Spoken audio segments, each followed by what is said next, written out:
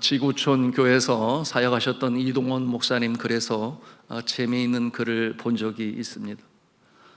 그가 미국에 있을 때에 한 미국 교회에서 모노 드라마가 있었다고 합니다. 그 모노 드라마의 제목이 주기도문이라고 했어요.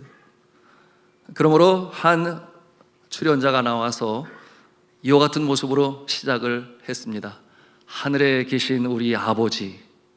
그랬더니 마이크에서 한 음성이 나오기를 나를 불렀어? 그랬더니 그 소리를 들은 자가 지금 내가 주기도문을 하고 있는데 왜 방해를 하세요? 그러고서는 다시 하늘에 계신 우리 아버지. 그랬더니 또다시 그 스피커를 통하여 음성이 나오는데 나를 또 불렀어? 참 내가 주기도문을 하는데 자꾸 이렇게 방해를 하지 마세요. 고개를 절레절레 흔들면서 다시 시작해야지. 하늘에 계신 우리 아버지. 그랬더니 들리는 음성이 나 여기 있는데 왜 내 말을 듣지를 않아? 너는 정말 나를 부르고 있는 게 아니었어. 이렇게 답을 하면서 이 모노 드라마가 맞춰지게 되었습니다. 여러분 무슨 뜻을 가지고 있어요? 많은 사람들이 주기도문, 주가 가르친 기도를 하면서 마치 주문을 읊듯이 그렇게 그저 암송으로 의미 없이 기도하는 모습 있다고 하는 것을 그와 같은 모노 드라마를 통해서 알려주는 것이죠. 여러분은 어떠하십니까? 주가 가르치는 기도를 할 때 마치 모노 드라마의 주인공처럼 그저 습관적으로 그저 암송을 하고 주문을 외우는 것처럼 하시지는 아니하시는지요? 아니면 주님이 가르쳐 주신 기도이기 때문에 너무나 귀하고 소중하다, 그 본뜻을 생각하며 다시 한번 묵상하면서 간절한 마음으로 기도를 드리십니까? 여러분, 예수 그리스도께서 사역하실 때 그의 제자들은 예수님으로부터 많은 것을 배웠습니다. 천국 복음에 대하여 들었고 구원에 관하여 배웠고 또한 하나님의 나라에 대해서 들었고 하나님의 나라가 어떻게 확장되어지는지를 알게 되었고 그런가 하면 천국 백성이 어떠한 모습으로 살아가야 하는지에 대하여 많이 배웠습니다. 뿐만 아니었죠. 예수의 이름으로 귀신을 쫓아내고 또 그런가 하면 병든 자를 고치는 그와 같은 놀라운 일들을 배워서 실천할 수가 있었습니다. 그런데 그들의 마음에 한편으로 어떠한 생각이 들었는가 하면 그런데 예수 그리스도께서는 어떻게 그렇게 능력이 많으실까? 귀신들을 쫓아내시고 병자를 일으켜 세우시고 천국복음으로 전하실 때 그 심령의 걱정과 염려, 근심으로 가득한 그들이 참 평강을 얻고 도대체 그 능력이 어디서 나왔을까 하는 그 궁금함이 그들의 마음에 일었습니다. 그러는 중에 그들이 예수님과 비교하여 발견한 것이 있으니 예수님은 그 제자들보다 더 특별한 시간을 가지시고 기도하시는 모습을 보게 된 것이었어요. 여러분, 그처럼 고난 하루의 일과를 마치고 잠에 들게 되었을 때 여러분, 제자들은 알게 되었습니다. 그들이 잠자고 있는 순간에도 예수님은 밖에 나가셔서 홀로 기도하셨다는 것을 보게 되었고 그런가 하면 아침에 일어났는데 보니까 옆에 계셔야 할 예수님이 아니 계세요. 왜 그러셨겠어요? 이른 새벽 미명에 한적한 곳을 찾으셔서 기도하시는 예수님의 모습을 보게 되었습니다. 그렇구나, 예수님은 기도하시는구나, 기도를 많이 하시는구나 하는 것을 깨달으면서 그래, 우리가 예수님의 기도하는 모습을 배워야 돼, 우리가 닮아야 돼, 이와 같은 마음을 갖기에 이르렀던 것입니다. 왜 그처럼 바쁜 삶을 사시면서도 특별한 시간을 내어 그렇게 기도하시는지, 능력이 많으신 하나님의 아들이신 예수 그리스도께서 무엇이 부족하시기에 그처럼 이른 새벽에 때로는 철야를 하시면서 하나님 아버지의 이름을 불러가면서 기도하시는가 하는 것에 대한 궁금함, 또한 배우기를 바라는 마음, 여러분 그 내용이 오늘 우리가 대하고 있는 성경 본문에서 보고 있는 것입니다. 자, 오늘 본문의 내용 누가복음 11장 1절 어떻게 시작합니까? 우리 같이 읽도록 하겠습니다. 시작. 예수께서 한 곳에서 기도하시고 마치시매 제자 중 하나가 여짜오되 주여 요한이 자기 제자들에게 기도를 가르친 것과 같이 우리에게도 가르쳐 주옵소서. 아멘. 그럴 때 예수 그리스도께서 이렇게 기도하라 말씀하시면서 그 기도의 모범을 이제 제자들에게 가르쳐 주십니다. 아버지여 이름이 거룩히 여김을 받으시오며 나라가 임하옵시며. 여러분, 우리가 드리는 주 기도문은 하늘에 계신 우리 아버지 이렇게 시작을 합니다마는, 그런데 이 오늘 누가복음 이 성경 원문에는 아버지여라는 이 단어가 먼저 등장하고 있습니다. 여러분, 성경을 기록한 이 헬라어는 그 문장을 이룸에 있어서 동사와 주어가 이렇게 바뀌어도 상관이 없어요. 그 뜻을 이룰 수가 있습니다. 그런데 중요한 것은 정말 중요하다고 여기는 그 내용이 담긴 단어를 앞에 내세워 문장을 만들 수가 있는 것입니다. 그러므로 예수 그리스도께서 가르쳐주신 이 기도, 아버지여 라는 이 말씀으로 시작된 기도는 무엇을 강조하는 것일까요? 그것은 바로 아버지라고 부르는 이 단어가 기도의 첫 열쇠가 된다라고 하는 것을 우리에게 가르쳐 주시는 것입니다. 우리가 기도할 때 아버지여 아버지여 그렇게 기도하지 않습니까? 때로는 너무나 예상치 못한 큰 일을 당하고 정말 기도할 힘도 없어서 어려움을 겪을 때가 있어요. 그럴 때 주님 앞에 나와 무릎을 꿇고 기도를 하려 하지만 정작 나오는 이 기도의 소리는 아버지, 아버지, 아버지, 아버지. 그렇게 아버지의 이름을 불러가면서 시간이 30분이 지나고 때로는 1시간이 지날 때도 있습니다. 그러나 이처럼 아버지여라고 그의 이름을 부르는 것은 가장 성경적인 기도의 모습임을 예수 그리스도를 통해서 우리가 배우는 것입니다. 여러분, 하나님을 자신의 아버지로 부를 수 있는 자만이 진정한 기도자가 됨을 믿으시기를 바랍니다. 하나님 아버지를 부르면서 기도하라 하셨으니 여러분, 아버지를 부르는 것이 이제 기도의 골방에 들어가는 그 열쇠가 된다라고 하는 사실을 우리의 가슴에 담아야 하겠습니다. 그런데 예수 그리스도께서 이 기도를 가르치실 때 유대인들은 하나님을 아버지라 부르지 아니했어요. 여러분, 그들은 하나님의 이름을 부르는 것조차 두려워했습니다. 그러므로 여호와 하나님 그렇게는 부를 수 있었지만 그러나 아버지라고까지는 생각하지를 못했습니다. 로버트 스프롤이라고 하는 이 작가가 쓴 어떻게 기도할까라는 책에 이런 내용이 나옵니다. 독일 신학자 요아킴 에레미야스는 구약 성경과 현존하는 고대 유대교 문헌 중에 랍비들이 쓴 이 저서를 빠짐없이 연구를 했는데, 그런데 주 10세기까지 그 문헌 속에 이 하나님의 이름을 부를 때에 아버지라고 부른 적은 한 번도 없다라고 하는 사실을 발견하게 되었습니다. 그러므로 예수님 당시에 유대인들이 하나님을 아버지라 부른다, 상상도 못하는 그야말로 혁명적인 일을 예수 그리스도께서 행하신 것입니다. 여러분, 그들은 심지어 하나님을 만나면 죽는다고 하는 그와 같은 경외감으로 가득 찼지만 정작 하나님이 나의 육신의 아버지처럼 그렇게 가까이 나를 보시고 살피시고 보호하시며 인도하신다는 그와 같은 생각은 하지 못했던 것이었어요.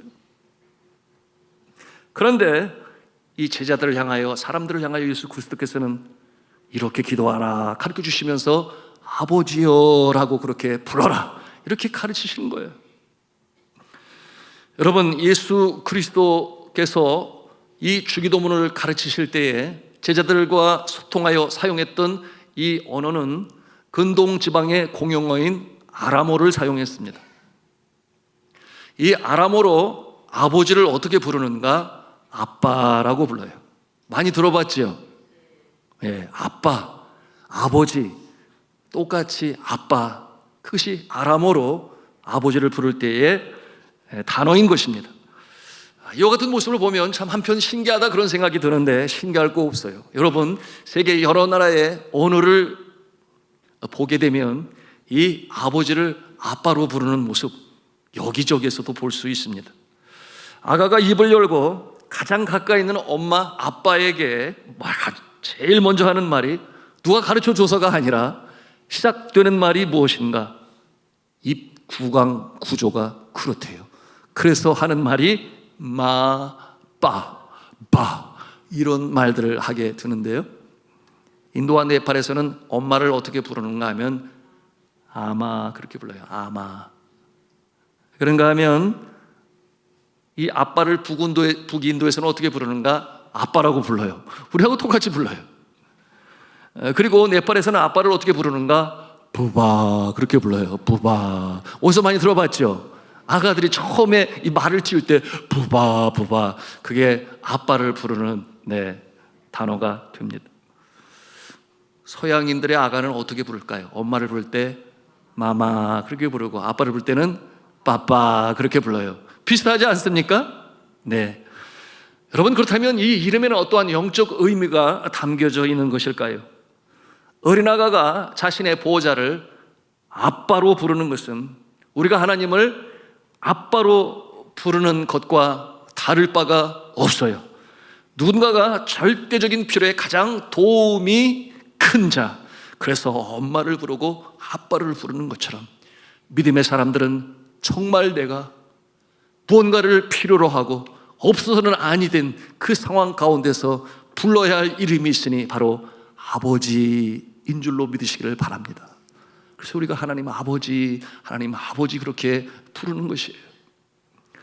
하나님을 아버지로 부른다고 하는 것은 크게 세 가지의 믿음 가운데 부르는 것이에요. 그 첫째는 창조주요, 두 번째는 보호자요, 세 번째는 구원자다라고 하는 그 믿음을 가지고 그 이름을 부르는 것입니다.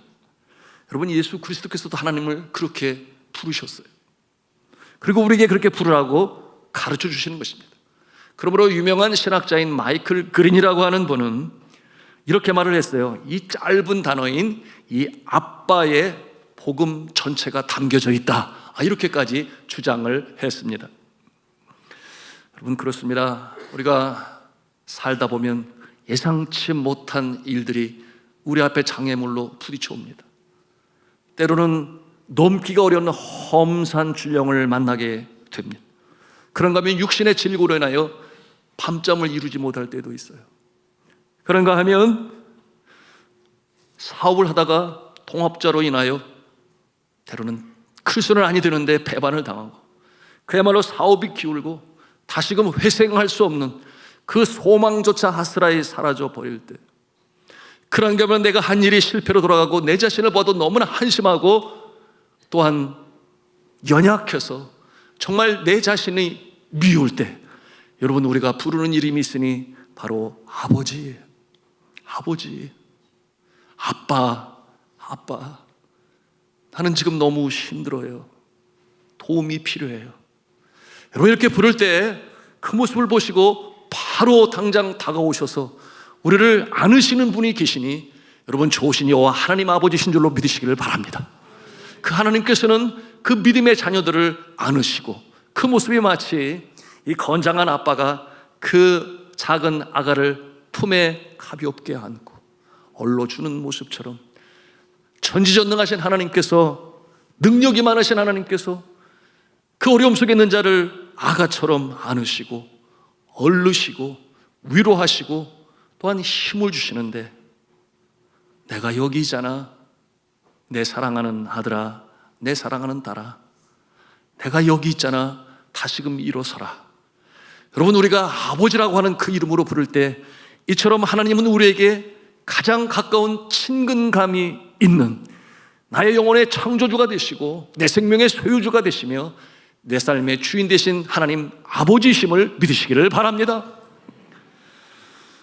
자, 이처럼 예수 그리스도께서는 이 주기도문으로 가르쳐 주실 때 아버지라고 불러라. 여러분, 누가 이 하나님을 아버지로 부를 수 있는 것입니까?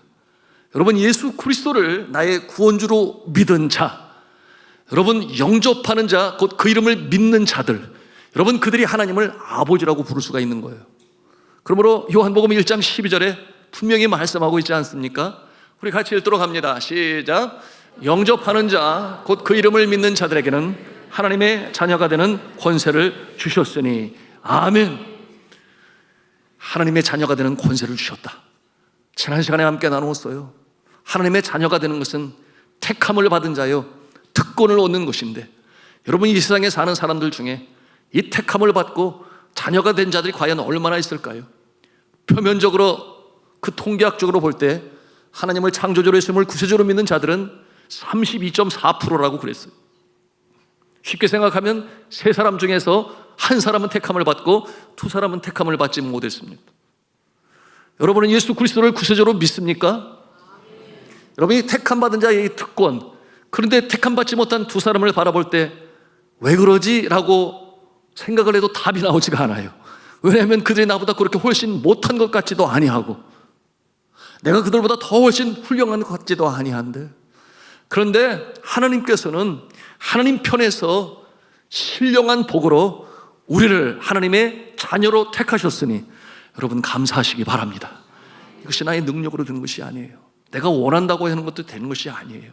이는 혈통으로나 육정으로나 사람의 뜻으로 나지 아니하고 오직 하나님께로부터 난 자들이라 했으니, 여러분 나를 자녀 삼으신 하나님을 아버지라고 부르는 것, 이거는 대단한 특권임을 말씀을 통해서 우리가 배우는 것입니다.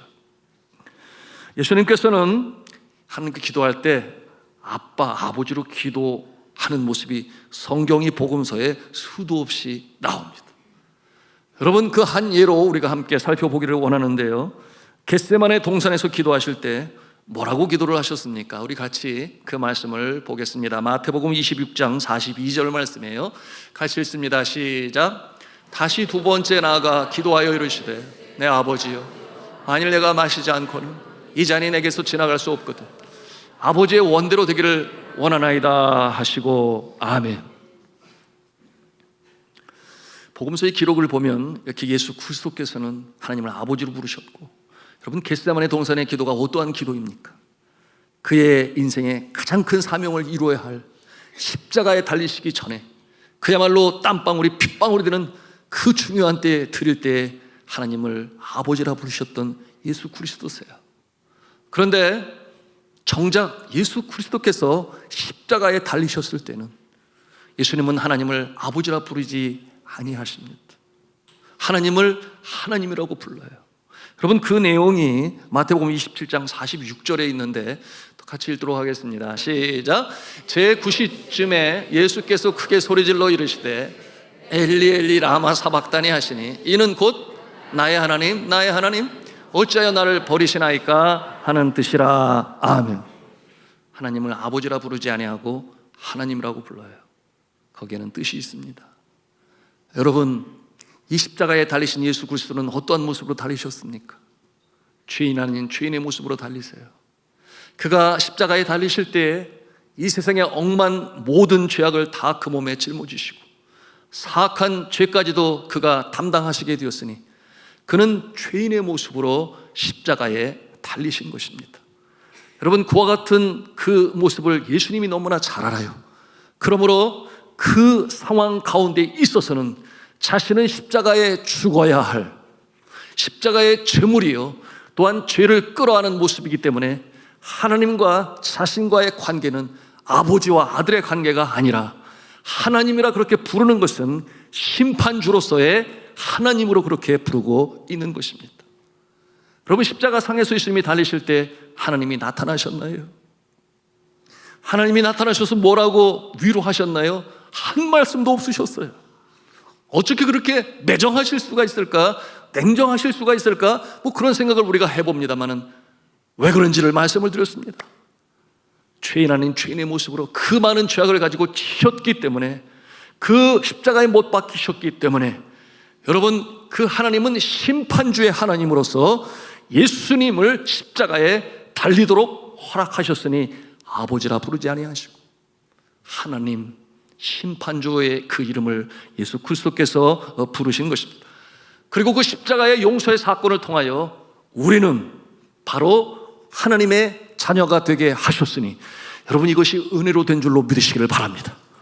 여러분 타 종교들은 자신의 어떤 애씀을 통하여 구원을 얻으리라 생각을 해요.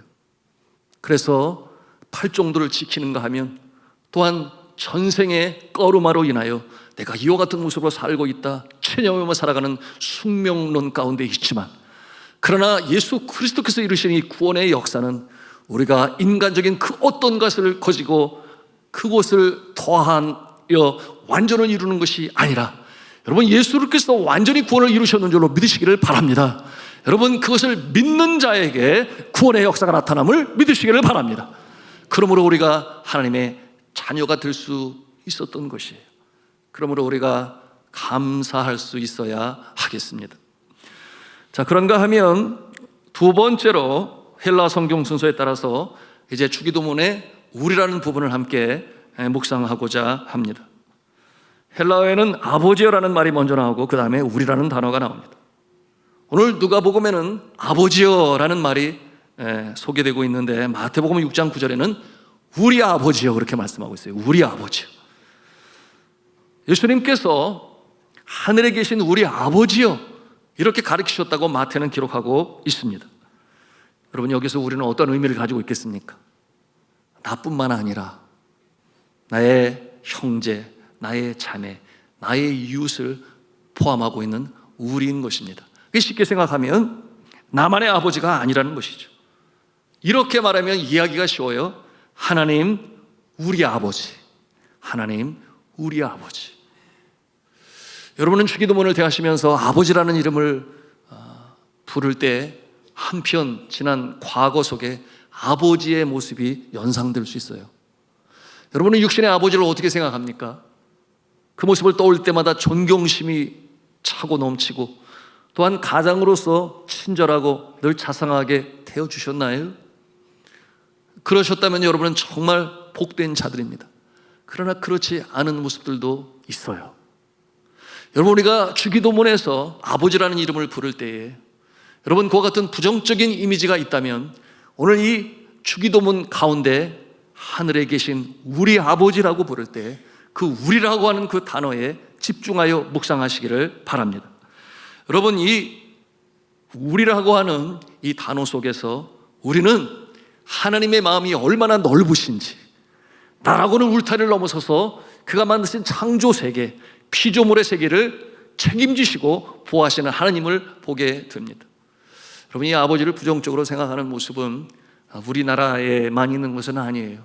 과거에 2004년이죠. 영국 문화원에서 비영어권 102개 국가에 4만 명이 넘는 많은 사람들 대상으로 가장 아름다운 영어 단어 무엇인가 이렇게 물었을 때 1등으로 그 이름이 올라온 것이 여러분 무엇인지 아시죠?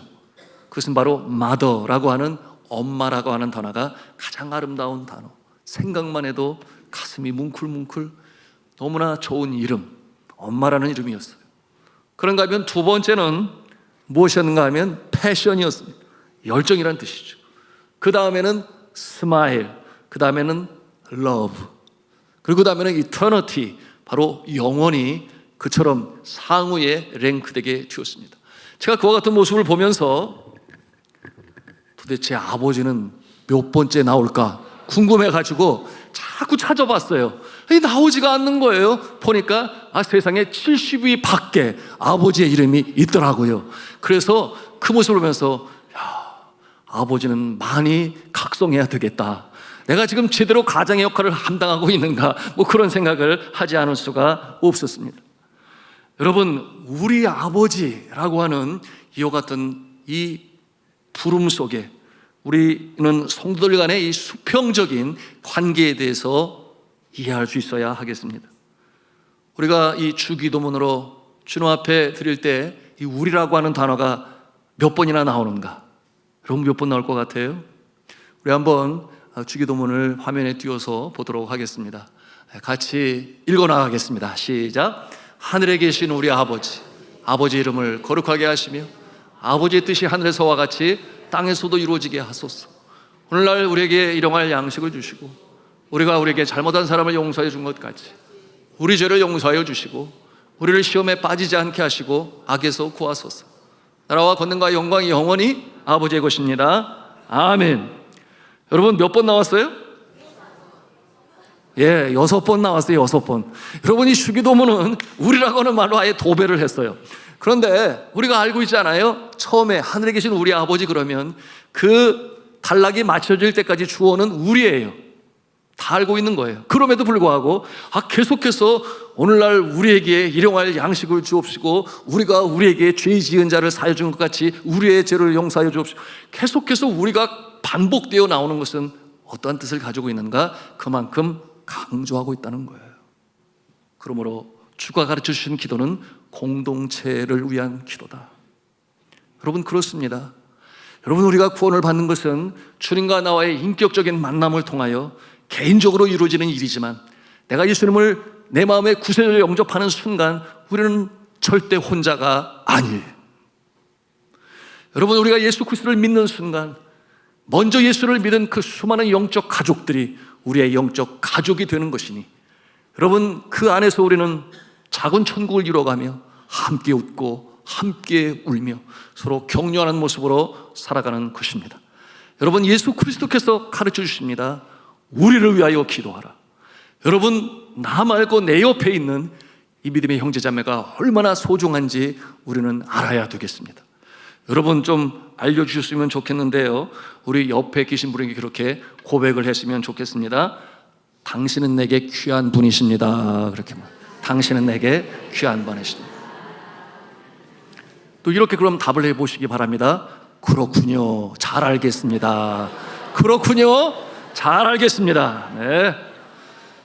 그러므로 우리가 주기도문으로 주 앞에 기도를 드릴 때 우리는 잘 알아야 합니다. 오늘날 나에게뿐만 아니라 나의 어려운 이웃인 형제 자매들에게도 일용할 양식을 허락하여 주옵시고 나의 죄뿐만 아니라 내 형제의 잘못과 그 불충도 주님께서 용서하여 주시옵시고 또한 나만 시험에 빠지지 않게 하시는 것이 아니라 나의 이웃 형제들도 시험에 빠지지 않고 구원을 받게 하여 주옵소서. 여러분 우리의 기도가 우리 모두를 위한 기도가 되실 수 있기를 주님의 이름으로 부탁합니다. 근본에 저는 교우들과 함께 종교 개혁지 순례를 하게 되었습니다. 감동의 시간의 연속이었습니다. 그러는 중에 장 칼뱅이라고 하는, 우리에게는 존 칼빈으로 알려져 있는, 그분은 프랑스에서 태어나서 스트라스부르크에서 사역을 감당하게 되었는데 그곳을 가게 되었어요. 그래서 그곳을 지나가게 되는데 거기에 한 동상, 낯익은 동상을 보게 되었으니 그분의 이름이 알버트 슈바이처라고 하는 분이에요. 그래서 알버트 슈바이처 옆에서 사진을 찍고 그분이 어떠한 분인가를 다시 한번 생각하며 정말 존경받으실 분이다, 그렇게 여기게 되었습니다. 여러분이 알버트 슈바이처는 스트라스부르크에 있는 대학교에서 철학을 공부하고 철학 박사가 되었고 그리고 신학을 공부하여 목사님이 되어 이 스트라스부르크에서 목회로 섬기던 중에 육신의 질고려 인하여 어려움 속에 있는 자들을 치유라는 마음이 그 마음에서 끊이지 않고 용솟음치게 되니 그 나이 30세에 다시 의학을 공부하게 됩니다. 그리고 의사가 되어 저 아프리카의 가봉이라고 하는 나라에 가서 병자들을 치유하는 일로, 섬기는 일로 그의 삶을 바쳤습니다. 여러분 그가 1957년에 영광스러운 노벨 평화상에 선정되었어요. 그러므로 시상식에 참석하기 위하여 아프리카로부터 이제 프랑스 파리를 거쳐 최종 종착지인 덴마크에 가기로 계획을 세웠습니다. 그런데 그가 파리에 이제 도착하게 되었을 때 취재진들이 몰려들었어요. 기자들이 알버트 슈바이처 취재를 해야지 많이 모이게 되었습니다. 그리고서는 그 기자들이 어디로 뛰어들어갔는가 하면은 제일 앞에 있는 특등석에 있는 특등칸으로 들어갔습니다. 여러분 이 특등칸은 어떤 곳이겠어요? 가장 쾌적하고 장기 여행에도 피곤하지 아니하고 아주 말쑥한 옷차림으로 또 향내도 좋은 그와 같은 특등칸인데, 여러분 그 취재 기자들은 그곳에서 알버트 슈바이처 박사님을 만날 수가 없었어요. 이상하다, 왜 여기 안에 계시지? 해서 혹시나요 2등 칸에 계신가? 그래서 2등석에 있는 2등 칸, 여전히 물론 장기 여행에 나름 안락한 시설이 되어 있는 2등 칸에 들어가서 찾는데 거기도 아니 계신 거예요. 그러니 이 취재 기자들이 혼란 가운데 빠졌습니다. 그러면서 생각이 이번 차에 안 타셨나 봐. 다음 열차에 타고 오시나? 허탈한 심정으로 다 주르르 빠져나가게 되었어요. 그런데 오직 한 영국 기자가 혹시나 하여 3등 칸으로 갑니다. 여러분, 이 3등 칸은 어떤 칸이에요? 가난한 사람들, 씻지 못하여 냄새가 나고 그래서 파리가 날아다니는, 여러분, 그와 같은 그 열악한 환경 속에 3등 칸 들어가 보니까 저 뒤편에 그 알버트 슈바이처 박사님이 무릎을 꿇고 어떠한 자와 대화를 나누고 있는 모습을 보게 되었어요. 아유, 박사님이 저기 계시네 생각하여 그곳으로 가게 되었습니다. 보니까 정말 알버트 슈바이처 박사님인데, 그 기자가 그를 보면서 뭐라 그랬냐면, 아이고, 박사님이 왜 여기 계십니까? 그렇게 물었어요. 그랬더니 이 박사님이 빙그레 미소를 지으며 말씀하시기를, 4등 칸이 없어서 내가 3등 칸에 있어요. 그렇게 말을 하는 거예요. 쪼크죠. 4등 칸이 있으면 거기 계실 것입니다. 그런 뜻이 아니고요. 왜 박사님 같으신 분이 노벨 평화상을 받으러 가시는데 여기 이 불편한 곳에 계신가, 그 말입니다. 그랬더니 슈바이처 박사님이 미소를 띠며 하시는 말씀이, 저 특등간에는 나를 필요로 하는 사람이 없어. 다들 건강하네. 그런데 여기에는 나를 필요로 하는 사람들이 많이 있어서 나를 필요로 하는 사람 곁에 있는 것이 나에게는 행복일세. 그러고 보니까 그 앞에 대화를 나누고 있는 그 모습이 병색이 완연하여 누가 보아도 병자인 듯한 그 모습을 그렇게 친찰하고 계셨던 것입니다. 자, 주 안에 사랑하는 성도 여러분, 성경은 분명히 우리에게 말씀하고 있어요. 빌립보서 2장 4절에 우리는 혼자가 아님을, 더불어 살아야 함을 우리에게 가르쳐주고 계시는데요, 우리 같이 빌립보서 2장 4절 말씀을 같이 읽도록 하겠습니다. 시작. 각각 자기를 돌볼 뿐더러 또한 각각 다른 사람들의 일을 돌아보아 나의 기쁨을 충만하게 하라. 아멘. 함께 웃고 함께 울고 참으로 냉랭하고 각박한 이 세상 속에서 여러분, 주님께서는 이렇게 기도하라 가르쳐 주십니다. 나만을 위하여 기도하지 말고 우리를 위하여 기도하라. 그것이 하나님께서 창조하신 이 땅의 영혼들을 위한 우리 자신의 관심이요 아버지의 마음을 품는 것이다. 여러분, 기도하실 때에 나라는 울타리를 넘어서서 우리를 위하여 기도하심으로 이 땅의 아름다운 천국을 이루어 가시기를 주님의 이름으로 축복합니다. 마지막 세 번째로 주가 가르친 기도에서 하늘에 계신 우리 아버지라고 말씀하시는데, 이 하늘에 대해서 함께 묵상하고자 합니다. 우리가 하늘이라고 하는 단어를 들으면 제일 먼저 떠올리는 것이 이 푸른 창공을 생각하고 또는 이 새가 날아다니는 이 하늘을 생각합니다. 그런데 유대인들은 이 하늘이 3층으로 있다 그렇게 여겼어요. 그래서 1층 하늘은 어떤 하늘인가? 우리가 생각하는 하늘, 스카이라고 부르는 하늘. 그래서 새들이 날아다니고 비행기가 날아다니는 하늘. 그리고 2층 하늘이 있다 생각했는데 그 하늘은 어떤 하늘인가 하면 이 지구를 벗어나서 우주, 별들이 있고 태양이 있는 그 모습을 보면서 2층 천이라 그렇게 여겼습니다. 그리고 3층 천, 세 번째 하늘이 있으니 그것은 그 너머 영원하신 하나님이 계신 곳, 하나님의 영광의 보좌가 있는 곳, 또한 우리의 영혼의 본향, 그곳이 바로 3층 천이라, 그러므로 스카이가 아닌 헤븐이라 그렇게 여겼던 것입니다. 무엇을 의미하고 있습니까? 여러분, 우리가 하늘에 계신 우리 아버지라고 기도하며 그 이름을 부를 때 여러분, 우리의 마음에는 하늘이 있어야 하겠습니다.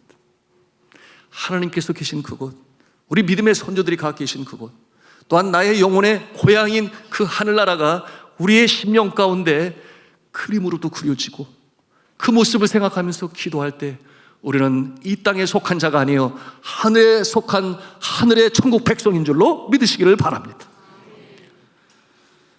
여러분, 하늘나라를 생각하시면서 살아가십니까? 너무나 바빠서 그럴 경황이 없어요, 이렇게 말하시는 분들도 계세요. 먹고 사느냐고 바빠서. 얼마나 분주하게 세상이 돌아갑니까? 그러니 하늘나라를 생각할 틈이 없어요. 여러분, 그런가 하면 또한 이 수고하고 애쓰고 땀 흘리니까 지쳐서 쉴 때가 되면 이제 쉬고 회복을 해야 되니까 맛있는 거 먹어야지, 또는 좀 쉬어야지라는 생각을 갖고, 또는 여행을 해야지, 이런 생각을 하면서 또 분주하게 그지없어요. 여러분, 이와 같은 모습으로 생각하는 중에 하늘나라를 생각하는 모습은 정말 점점 드물어져 가고 있습니다. 여러분, 이와 같은 모습은 이 세상이 전부인 것처럼 그렇게 생각하면서 살아가는 것이죠. 언제 생각합니까? 나의 사랑하는 사람이, 나의 어머님이, 나의 아버님이, 내 사랑하는 자가 이 세상을 떠날 때 비로소 하늘나라를 생각하는 우리의 모습입니다. 여러분, 그러나 이 하늘나라는 멀리 있지 아니해요. 이 하늘나라는 우리에게 너무나 가까이 있습니다. 여러분, 이 주님을 생각하고 나의 영혼을 생각하는 자는 이미 그 심령에 하늘나라가 언제나 있는 것이에요. 물론 이 땅에 예기치 않게 떠나는 모습들도 있어요. 여러분, 며칠 전이었죠. 에어 인디아가 영국을 향해서 날아가다가 떨어지면서 여러분, 그 안에 있는 241명이 생명을 잃게 되었고, 또한 이 비행기가 하필 어디로 떨어졌어요? 의대 대학 건물로 떨어져 가지고 여러분, 그곳에서 또한 33명이 목숨을 잃었습니다. 여러분, 하늘나라가 너무나 멀리 있다? 결코 아니에요. 그러나 저는 간절히 기도합니다. 여러분들은 하나님께서 허락하신 만수를 다 누리시고 평안한 임종을 맞이하시기를 간절히 축복하며 기도합니다. 그러나 여러분, 이 세상 일로 인하여 우리가 지치고 힘들 때, 여러분, 그때 우리는 하늘을 바라보시기 바랍니다. 나의 영혼의 본향이요, 하나님께서 우리를 바라보시는 그곳, 여러분, 그 하늘나라를 기억하면서 내가 하는 여정에 대해서 생각해 볼 수 있어야 하겠습니다. 특별히 이처럼 경제적으로 어렵고 참 힘든 가운데 가장으로서의 어깨가 무겁습니다. 어머니로서의 역할을 감당하기가 힘듭니다. 여러분, 그럴 때마다 여러분 하늘을 바라보시고 하늘 아버지가 나를 바라보고 계시지, 나의 믿음의 선조들이 가 계신 그곳, 나의 인생의 여정에 그 자락을 밟고 계속해서 나가게 되면 저 하늘나라에 이르게 될 것인데, 그곳은 눈물이 없는 곳이요, 아픔이 없는 곳이요, 여러분, 그곳은 영생복락 주님이 함께하는 그곳인데, 여러분, 이 하늘나라가 여러분의 마음에 늘 살아있기를 주님의 이름으로 축복합니다. 이제 말씀을 맺습니다.